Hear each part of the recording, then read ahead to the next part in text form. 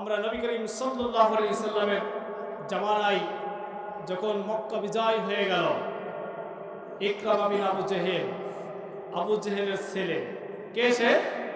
আবু জেহেলের ছেলে নদী পার হয়ে, লোহিত সাগর পার হয়ে যাচ্ছে।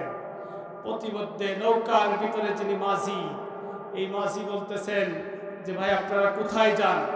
ইকরামা বিন আবু জেহেল বলছেন মুহাম্মদ ইবনে আব্দুল্লাহর ভয়ে আমরা এলাকা ছাড়ছি।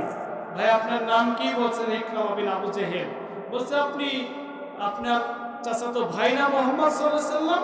তো বলছে হ্যাঁ, আপনি মুহাম্মদ সাল্লাল্লাহু আলাইহি ওয়াসাল্লামকে তো এখনো চিনতে পারেননি। প্রিয় উপস্থিতি, সেই দাওয়াত গ্রহণ করেছিলেন নবী করিম সাল্লাল্লাহু আলাইহি ওয়াসাল্লাম, তাদের উপরে খুশি হয়েছিলেন যে যাও এখন থেকে তওবা করো, পিছনের সমস্ত গুনাহ খাতা মাফ হয়ে যাবে। সুবহানাল্লাহ।